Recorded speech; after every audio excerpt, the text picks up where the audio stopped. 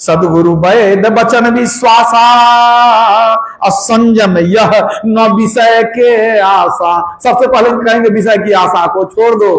रघुपति भगति संजीवन मुहुरी, अनुपान श्रद्धा मति पूरी। यही विधि भले ही सो रोग न साही, नाहित कोटि जतन नहीं जाए।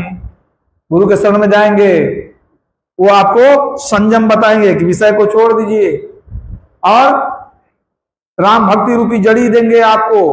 उस जड़ी का जब अनुपान करेंगे, धीरे धीरे आपका भव रोग समाप्त हो जाएगा। यही विधि भले ही सो रोग न साही, ना ही तो कोटि जतन नहीं जाही। करोड़ों उपाय कर लीजिएगा, आपका भव दुख मिटने वाला नहीं है। तो विषय को छोड़ना पहली बात है, उसके बाद आगे भक्ति आपकी बढ़ेगी। एक छोटी सी घटना सुनाता हूं, इसी संबंध में है। किसी जमाने में मथुरा में एक गणिका थी, नर्तकी। उसका नाम था वासव दत्ता। बहुत धनी थी, बहुत सुंदरी थी। इतनी धनी थी कि कहा जाता है कि सोने के रथ पर चलती थी।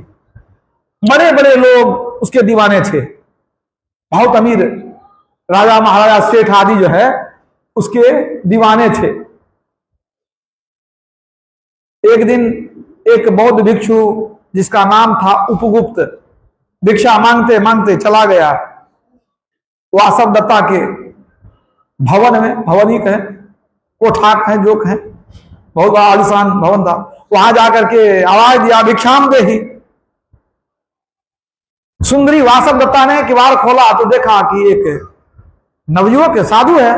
वो देखते रह गई। वास्तव में वासव दत्ता सुंदर थे, नवयुवक थे। अब उसकी सुंदरता पर वो मोहित हो गई। उसने कहा कि भिक्षु अंदर आ जाओ, आ जाओ अंदर आ जाओ। कहा नहीं, हमको अभी समय नहीं है, हम भिक्षाटन में हैं। अरे बड़े बड़े राजकुमार यहां अंदर आने के लिए तरसते हैं, फूलों का सेब बिछा हुआ है, इतना सुंदर भवन है, लोग देखने के लिए तरसते हैं। अब मैं तुमको कहती हूं अंदर आ जाओ तो नहीं आते हो। कहा नहीं, मैं अंदर नहीं आ सकता, मैं अभी किसी और काम से निकला हूं, मैं आपके पास अभी नहीं आ सकता। आपको कुछ देना है तो दे दीजिए, नहीं तो मैं चला जाऊंगा। बहुत जिद करने लगी, मोहित हो चुकी थी। इतने लोग दीवाने हमारे, ये बड़ा ही सुंदर नौजवान, ये भी हमारा प्रेमी बन जाए तो अच्छा हो जाएगा। बहुत कोशिश की लेकिन वो नहीं आया। तब कहा, तब तुम मेरी बात नहीं माने, तुम नहीं आओगे अंदर। इन्होंने कहा मैं आऊंगा, ठीक समय पर आऊंगा। अच्छा आओगे? हाँ जरूर आऊंगा, मैं उचित समय पर जरूर आऊंगा। कहके जाने लगा। लेकिन वो भिक्षा में दे दी, भिक्षा दे दी, लेकिन वचन दे दिया मैं आऊंगा, अवश्य तुमसे मिलने आऊंगा, अवश्य आऊंगा। कभी चला गया। समय बीतते गया, बहुत दिन गुजर गए, बहुत दिन गुजर गए। इनका आना जाना हुआ नहीं। जो है उपगुप्त नाम था भिक्षु का, वो कभी नहीं आया। एक दिन की बात है कि उपगुप्त कहीं गुजर रहा था शहर के किनारे से। वहां देखा कि एक कोई बीमार स्त्री कोई पड़ी हुई है, लाचार बीमार, देह पर मक्खियां भिनक रही है। देख करके बहुत दया आ गई, तो नजदीक गया। वो देखा कि वो तो रोग से बेसुध है। इसने जल का छींटा मारा उसकी आंखों पर, मक्खियां भिनक रही थी, शरीर में घाव थे, कुष्ठ का पूरा माना रोग लगा हुआ था। तो वो स्त्री जो मरणासन थी आंखें खोलती है, कहती हे करुणाकर आप कौन हैं? मुझको अछूत समझकर लोगों ने शहर से बाहर फेंक दिया, मैं तो अब मरने वाली हूं, आप कौन हैं? उपगुप्त नीचे झुक गया, नजदीक गया, चेहरा देखा, वो पहचान गया कि यही मथुरा की सुंदरी नर्तकी वासव दत्ता। वो पहचान गया। वो कहता है कि क्या आपने हमको नहीं पहचाना? गौर से देखने लगी, आंख भी नहीं खुल रही थी। बहुत दिनों से समझिए मृत्यु शैया पर पड़ी थी। आंख खोलकर देखती है, पहचान गई, होठ पर मुस्कुराहट आ गई। वो कहती है कि आप आए, आप तो कहे थे कि हम आएंगे, आप तो कहे थे आएंगे। इन्होंने कहा हम आए ना, आ गए। तो वासव दत्ता कहती है आए बहुत देर कर दी, अब हमारे पास कुछ नहीं है, न रूप है, न यौवन है, न धन है, न प्रतिष्ठा है। अब मृत्यु के सिवा मेरे पास कुछ नहीं, मृत्यु आने वाली है, इसके सिवा मेरे पास कुछ, अब मैं कुछ भी नहीं दे सकती हूं। आप गलत समय में आए, आप आए तो कुछ पहले आते, गलत समय में आए।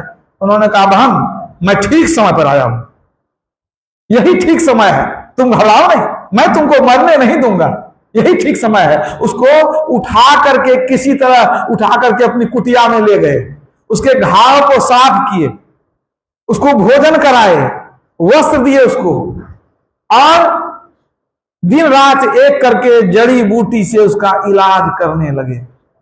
इलाज करते करते धीरे धीरे वह स्वस्थ होने लगी, लेकिन अंदर में अंतस में जो पाप था सब कुछ धुलते चला गया, सब धुल गया। वो बिल्कुल निष्पाप हो गई, बिल्कुल वो स्वस्थ हो गई। उस भिक्षु के माने अथक प्रयास से वो स्वस्थ हो गई, और स्वस्थ होकर के उसने अपने जीवन को बिल्कुल बदल लिया। वो बिल्कुल बौद्ध भिक्षुनी हो गई, अपने शेष जीवन को उसने भक्ति में लगा दिया और उसका कल्याण हो गया। बोलिए प्रेम से श्री।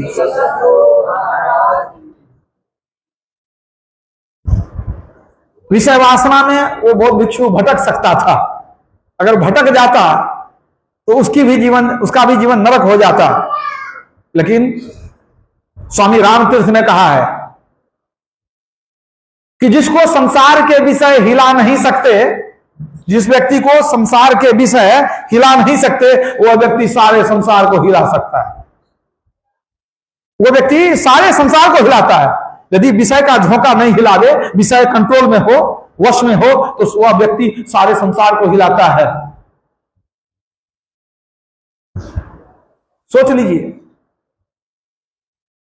स्वामी रामतीर्थ अमेरिका गए थे, $50 लाख का चेक लेकर एक स्त्री आई। वह स्त्री पढ़ी लिखी विद्वान बहुत अमीर महिला थी।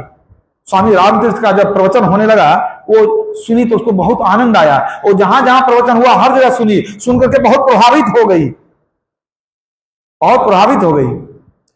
उसके मन में हुआ अगर ये हमको कम से कम अपना लें, कम से कम हमको अपना नाम भी दे दें तो हमारा कल्याण हो जाएगा। $50 लाख का चेक लेकर के आई और चरण में रख करके रख दी। रामतीर्थ महाराज ने पूछा कि ये क्या है, ये क्यों लाई हो? कहा हुजूर ये छोटा सा भेंट है, $50 लाख का चेक है, इसके साथ साथ मैं अपना तन मन धन सब कुछ आपको अर्पण करने के लिए तैयार हूं। सिर्फ आप इतनी स्वीकृति दीजिए कि जहां दस्तखत करूं, हस्ताक्षर करूं, वहां मैं लिखूं मिसेज राम, मतलब आप अपनी पत्नी का दर्जा दे दीजिए हमको। तो उन्होंने क्या कहा? उन्होंने कहा क्या कहते हैं, रामतीर्थ जी ने कहा कि ये $50 लाख का चेक है, अगर पूरे अमेरिका की संपत्ति मेरे चरण में रख देगी तब भी मैं इसके लिए मैं इजाजत नहीं दे सकता हूं। पूरे अमेरिका की संपत्ति। उनका चरित्र कैसा था? चित्र सुंदर किसी का हो सकता है, लेकिन चरित्र सुंदर किसी किसी का होता है। और जब चरित्र बोलता है तो मुंह से बोलने की जरूरत नहीं पड़ती है। कोई व्यक्ति बिना बोले भी आदरणीय है, कोई बहुत बोलता है फिर भी आदरणीय नहीं है, क्योंकि उस व्यक्ति को बिना बोले आदर क्यों मिल रहा है? उसका चरित्र ही बोलता है, उसका आचरण बोलता है। तो स्वामी रामतीर्थ महान संत हो गए। स्वामी विवेकानंद जब अमेरिका गए और जब उनका भाषण हुआ, एक सुंदर प्रतिष्ठित घर की महिला आई, उसने निवेदन किया कि कृपा करके आप हमसे विवाह कर लीजिए। कहा सो क्यों? कहा मैं आपके प्रवचनों को इतने दिनों से सुन रही हूं, मुझे लग रहा है कि आपके ऐसा विद्वान कोई होगा नहीं धरती पर। आप संसार के बहुत ज्ञानी हैं, बहुत विद्वान हैं। और वहां तो धर्म सभा में जब इनका प्रवचन हुआ था, बड़े बड़े धर्म के आचार्य थे, वहां जो है वहां जज लोग बैठे थे निर्णय करने के लिए कि किनका प्रवचन बढ़िया हुआ। तो अंत में निर्णय देने वाले ने क्या कहा? He is learned beyond learning, अर्थात यह व्यक्ति विद्वता के परे का विद्वान है, इसकी विद्वता की था हम नहीं ले सकते, हमारे में औकात नहीं है कि इसके विद्वता को जांच लें, स्वामी विवेकानंद की विद्वता को। तो उस स्त्री ने कहा कि मेरी इच्छा है कि हम आपसे विवाह करें। कहा सो क्यों? कहा मैं बहुत इच्छा है कि आपके ऐसा तेजस्वी एक मेधावी पुत्र उत्पन्न हो, हमको मैं आपके ऐसा पुत्र चाहती हूं, इसीलिए कृपा करके आप हमको पत्नी के रूप में स्वीकार कर लीजिए। स्वामी विवेकानंद ने कहा कि तुमको हमारे साथ पुत्र चाहिए, इसके लिए इतना मेहनत, अब विवाह करेंगे, संतान होगी कि नहीं होगी, और संतान होगी भी तो पुत्र होगा कि नहीं होगा, अब पुत्र होगा भी तो ऐसा ज्ञानवान होगा कि नहीं होगा, कोई ठिकाना है? कोई जरूरी नहीं माँ बाप बहुत ज्ञानी हो तो बच्चा भी वैसा हो जाएगा।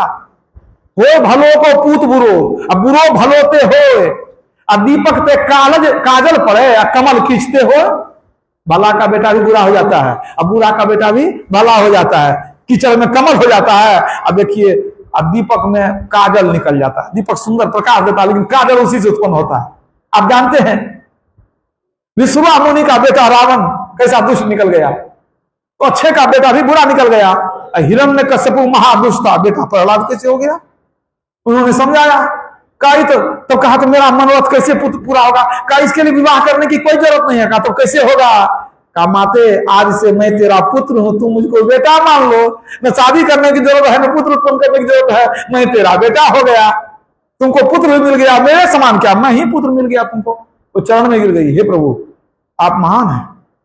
ये आदर्श है हमारे भारतीय परंपरा का, आध्यात्मिक ज्ञान का। माने विषय जो है ना, विषय ईश्वर से दूर कर देता है। इसलिए सभी संत कहते हैं ईश्वर को प्राप्त करना हो, ईश्वर से मिलना हो तो विषय को छोड़ना ही पड़ेगा। नरदेह दुर्लभ पाए के न भोगों में फंसना चाहिए, चढ़ी गिरी सुमेरु कूप दलदल में न धसना चाहिए, संसारियों का संग तज सत्संग बसना चाहिए, सुख दुख आदि द्वंद्व सह इस मन को कसना चाहिए। मन को संभाल के रखिए। राजस्वामी साहब ने कहा है, विषय से जो रहे उदासा परमार्थ की जामन आशा। जब तक विषय से उदासा नहीं होगी तब तक परमार्थ की आशा नहीं जगेगी अंदर में। विषय को नहीं छोड़ेंगे परमार्थ की तरफ प्रेम कहां से होगा? इसलिए भगवान राम ने मना कर दिया, ये शरीर विषय भोग के लिए नहीं है। यही तना कर फल विषय न भाई, स्वर्ग स्वल्प अंत दुखदाई। स्वर्ग स्वल्प अंत दुखदाई, स्वर्ग का सीमित सुख जो है अल्प है, माने सीमित है, अनंत सुख नहीं है। एक बार स्वर्ग चले गए तो अब सब दिन स्वर्ग में रहना है, सो बात नहीं। सीमित सुख है, अंत दुखदाई। भगवान क्या कहते हैं, तुमको अंत में बहुत दुख मिलेगा, स्वर्ग में तो बहुत मौज मिलेगा, अंत में कब? जब निकलना पड़ेगा तो दुख होगा। भाई निकलने से दुख क्यों होगा? दुख का स्थान तो एक ही सुनते हैं, नरक, मूल रूप से वही सुनते हैं। तो क्या इसका मतलब स्वर्ग से निकलेंगे तो नरक में जाएंगे? अरे हाँ, यही तो तुलसी साहब ने समझाया है, नर्तन दुर्लभ देव को सब कोई कहत पुकार, सब कोई कहत पुकार देव दे ही नहीं पावे। ऐसे मूर्ख लोग स्वर्ग की आस लगावे, पुण्य छीन सोई देव स्वर्ग से नरक में आवे। भरमय चारु खान पुण्य कही ताहिरी जावे। तुलसी सतमत तत गहे स्वर्ग पर करे खखार, नर्तन दुर्लभ देव को सब कोई कहत पुकार। तुलसी साहब क्या कहते हैं, मनुष्य शरीर जीव को बहुत दुर्लभ है, बहुत मुश्किल से मिलता है। और क्या कहते हैं, स्वर्ग पर हम खखार फेंकते हैं, थूक फेंकते हैं, क्यों? पुण्य छीन सोई देव स्वर्ग से नरक में आवे। स्वर्ग से निकलेंगे तो नरक में जाएंगे। अब आपके मन में जिज्ञासा हो सकती है कि ये कौन सा सूत्र है कि स्वर्ग से निकलेंगे तो नरक जाएंगे, क्यों हम आदमी क्यों नहीं बनेंगे, पशु पक्षी क्यों नहीं बनेंगे? देखिए संत मत बड़ा ही ऊंचा ज्ञान है। गुरु महाराज ने क्या कहा, ज्ञान योग युक्त ईश्वर भक्ति। यहां जानना जरूरी है, बिना जाने कहेंगे मान लीजिए, कितना मानिएगा? अब जैसे छोटी सी बात करता हूं, इस्लाम धर्म में वहां जानना जरूरी नहीं है, वहां मानना जरूरी है। वहां कहा जाता है जो कहा गया उसको मान लो, प्रश्न मत करो। याद रखिएगा, मैं कोई नई बात नहीं कहता हूं। वहां प्रश्न नहीं कर सकते हैं आप, जो कहा गया वो मान लो जैसे तैसे। लेकिन हमारा ये जो संत मत है, ज्ञान योग युक्त ईश्वर भक्ति, यहाँ ज्ञान है, आप जिज्ञासा कर सकते हैं। अगर मुझे पता होगा तो मैं बताऊंगा, जितना मेरा ज्ञान है उसके अनुसार आपको बता सकता हूं। पूछने का आपको अधिकार है, जिज्ञासा का समाधान होता है। आप सोचेंगे नरक क्यों जाएंगे, तो आप विचार कीजिए कि संसार में जो लोग हैं, आम तौर पर जो लोग होते हैं वो पाप पुण्य दोनों करते हैं, ठीक है ना। कोई बहुत अच्छे आदमी है, अच्छा आदमी किसको कहेंगे, जो शुभ कर्म ज्यादा करे और गलत काम थोड़ा करे। कौन देखने जाता है थोड़ा बहुत गलत काम कौन करता है कि नहीं करता है? तो जो अधिक अच्छा काम करता है उसको अच्छा आदमी कहते हैं, जो ज्यादा बुरा काम करता है उसको बुरा आदमी कहते हैं। तो प्रत्येक आदमी, मान लो कोई अच्छा आदमी है, बहुत अच्छा काम करता है, क्या भूल से उनसे कभी गलती नहीं हुई होगी, कोई पाप नहीं हुआ होगा? हो सकता है, कहीं ना कहीं पाप हो जाता है। अब कोई बुरा आदमी है, बहुत पाप करता है, तो भूल चूक में कभी अच्छा काम भी किया होगा? मैं बहुत बुरा आदमी है, हो सकता है एक रोटी भूखा कुत्ता को खिला दिया, पुण्य काम हुआ कि नहीं हुआ, शुभ काम भी हुआ। तो प्रायः प्रत्येक मनुष्य पाप पुण्य दोनों करता है। और एक बात याद रखिए, ये पाप पुण्य में जोड़ घटाव नहीं होता है। जैसे कोई बहुत बड़ा पापी है, बहुत पाप किया है, बहुत धन भी अर्जित कर लिया, अब उसको लगा कि बहुत पाप किए हैं तो इतना पाप हमको भोगना पड़ेगा, तो अब हम पुण्य ही पुण्य करेंगे, अच्छा अच्छा काम करेंगे ताकि हमारा पाप खत्म हो जाए। मतलब हम 100 पाप किए हैं तो हम 200 पुण्य कर लेंगे, तो उसके मन में होता है कि दोनों का जोड़ घटा होगा तो हमारा 100 पुण्य बच जाएगा और एक इधर खत्म हो जाएगा, 100 पाप खत्म, 100 पुण्य खत्म। लेकिन याद रखिए, ये जो कर्म का विधान है इसमें जोड़ घटा होता ही नहीं है। ये नहीं कि आप 100 पाप 100 पुण्य किए तो दोनों मिलकर समाप्त हो गया, सो बिल्कुल नहीं होता है। अगर ऐसा होता तो धर्मराज युधिष्ठिर बहुत धर्मात्मा थे। भगवान कृष्ण के कहने पर महाभारत के युद्ध में आधा झूठ बोले, अश्वत्थामा हतो नरो वा कुंजरो, द्रोणाचार्य को मारने के लिए आधा झूठ बोलने का उनको आदेश मिला भगवान कृष्ण की तरफ। भगवान कृष्ण के कहने पर आधा झूठ बोले। क्या बोले? मरा था हाथी अश्वत्थामा नाम का, उन्होंने कह दिया कि अश्वत्थामा मर गया, वह आदमी था या हाथी था।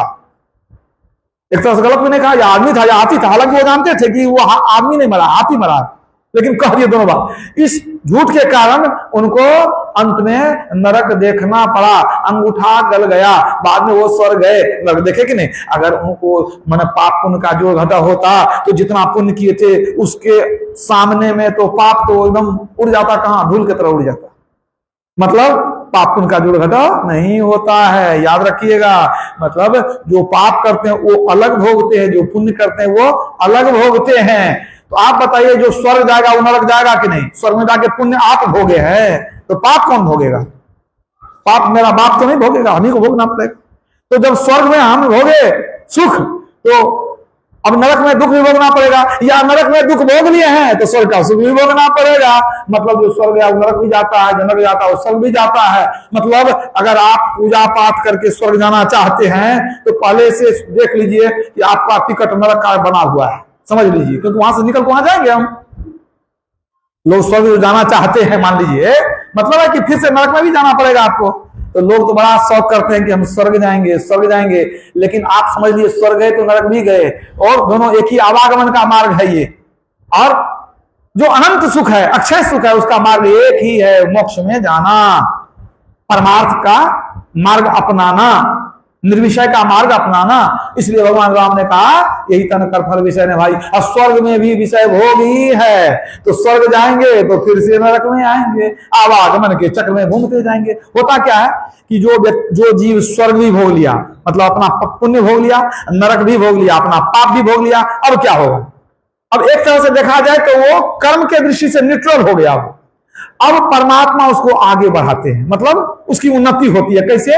अब स्वर्ग में भोगने के बाद अनेक जन्मों तक वो पेड़ पौधा के योनि में जाता है, समझे कि? उससे निकलने के बाद अनेक योनि तक वह कीड़ा मकोड़ा बनता है, उसमें भटकने के बाद अनेक जन्मों तक पक्षी बनता है, वहां से निकलता है तो अनेक जन्मों तक पशु बनता है, और उसके बाद कबहू करी करुणा नरदेहि। तो ये जो शरीर मिला ये स्वर्ग जाने के लिए नहीं मिला, स्वर्ग जाकर तो अपनी हानि करते हैं। मैंने बता दिया कि देवताओं को पूजते हैं तो स्वर्ग जाते हैं। आप समझ गए कि स्वर्ग जाएंगे तो फिर नरक में जाएंगे, फिर जन्म मरण के चक्र में घूमेंगे, तो देवता के पीछे क्यों भागेंगे हम? इसलिए भगवान राम ने क्या कहा? साधन धाम मोक्ष कर द्वारा, अपाइन जेहि परलोक सवारा, सो परत्र दुख पावई, सिर धुनि धुनि पछताए, काल ही कर्म ही ईश्वर ही मिथ्या दोष लगाए। ये मनुष्य शरीर स्वर्ग जाने के लिए नहीं, मोक्ष पाने के लिए है। इसी के लिए शरीर का निर्माण किया गया है, केवल इसी शरीर से मुक्ति मिल सकती है। तो भगवान राम क्या कहते हैं? इस सुंदर मनुष्य शरीर को पाकर जिसने अपना परलोक नहीं बनाया, परमार्थ के मार्ग पर नहीं चला, मुक्ति पाने का यत्न नहीं किया, वह परलोक में दुख पाएगा और सिर धुन धुन करके पछताएगा। क्यों पछताएगा? इसलिए कि 84 लाख योनि में घूमेगा,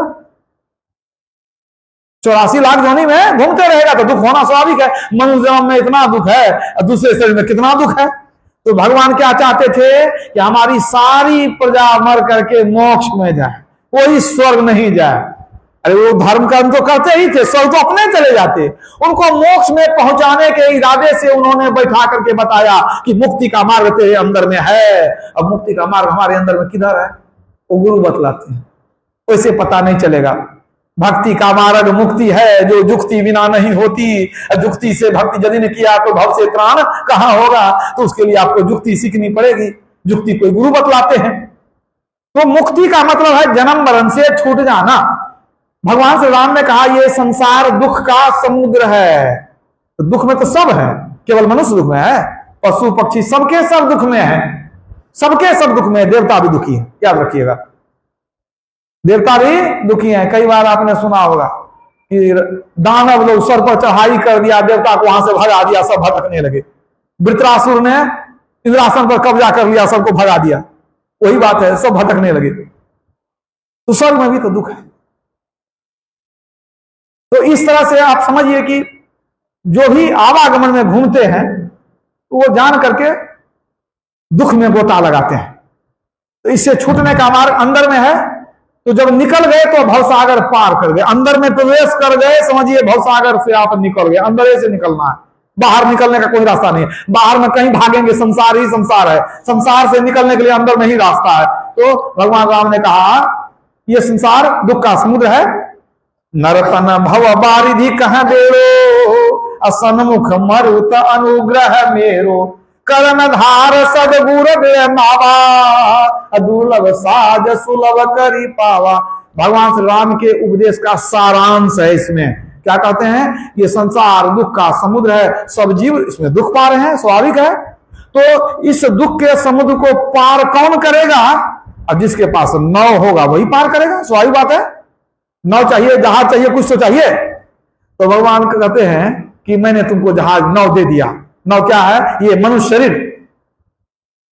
दुख में सभी जीव हैं, लेकिन पार कौन होंगे? जिनके पास नाव है। नाव क्या है? मनुष्य शरीर। तो भगवान कहते हैं मैंने तुम सबको मनुष्य शरीर दिया, मतलब इस भवसागर को पार करने की नाव मैंने दे दी। बहुत बड़ा उपकार किया उन्होंने, मनुष्य शरीर दे दिया, नाव दे दिया। तो नाव दे दिया तो अगर किसी व्यक्ति को मान लीजिए पार होना है तो नाव दे दीजिए कि पार हो जाओ, पार होगा वो? अरे नाव लेकर के किधर से किधर चला जाएगा, डूब के मर जाएगा बेचारा। जिसको पता नहीं है नाव कैसे चलाएगा वो?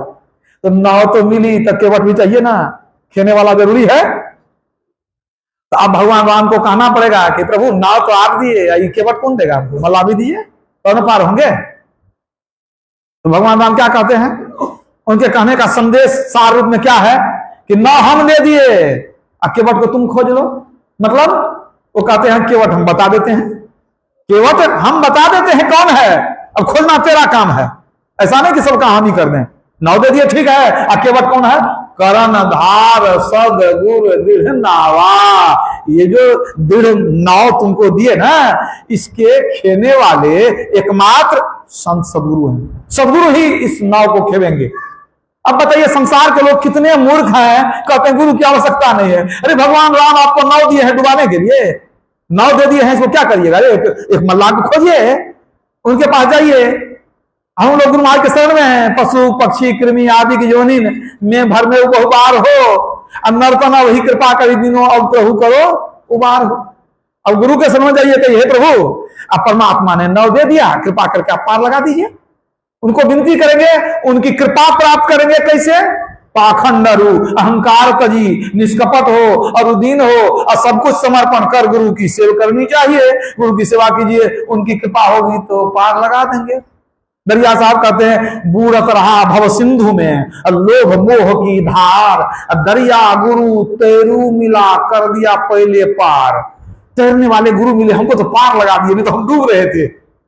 दरिया साहब कहते हैं। और स्वामी साहब क्या कहते हैं? भव सागर है गहिरा भारी, गुरु बिन को जाए सके पारी। सदगुरु की खोज करो प्यारी, संग उनके बाट चलो न्यारी। सदगुरु की खोज करो और उनके साथ संग उनके बाट चलो न्यारी। बाट माना रास्ता, ठीक है, अन्यारी माना अद्भुत विचित्र। तो क्या कहते हैं? गुरु का चरण पकड़ लो और गुरु के साथ जाओ। कहां जाओ? अद्भुत रास्ते पर चलो, विचित्र रास्ते पर चलो, ठीक है। न्यारी बाट चलो न्यारी, अद्भुत रास्ते पर चलेंगे। वो रास्ता कौन है? अद्भुत अंतर की डगरिया जा पर चलकर प्रभु मिलते। वहां कहते हैं बात न्यारी, अद्भुत रास्ता, यहां अद्भुत अंतर की डगरिया, एक ही बात है ना। जा पर चलकर प्रभु मिलते, दाता सतगुरु धन्य धन्य जो राह लखा देते। तो भगवान राम चाहते थे कि जितने मनुष्य हैं कोई स्वर्ग नहीं जाए, कोई नरक नहीं जाए, सबके सब मोक्ष में जाए। इसलिए उन्होंने कहा कि सुंदर मनुष्य शरीर मैंने दिया है मुक्ति पाने के लिए, ठीक है, और तू गुरु का चरण पकड़ो मुक्ति में जाने के लिए। उनकी कृपा होगी तभी मुक्ति मिलेगी, दूसरा कोई उपाय नहीं है। नानक साहब ने कहा गुरु करता गुरु करने जोग, गुरु परमेश्वर है भी होग, कहू नानक प्रभु यह जनाई, गुरु बिन मुक्ति न पाइए भाई। बिना गुरु के मुक्ति मिलने वाला नहीं है। इसलिए भगवान राम के इस आदेश को अगर हम लोग स्वीकार करेंगे, जीवन में उतारेंगे, तो हमारा भी जीवन धन्य होगा, परलोक कल्याणमय होगा। बोलिए प्रेम से श्री सद्गुरु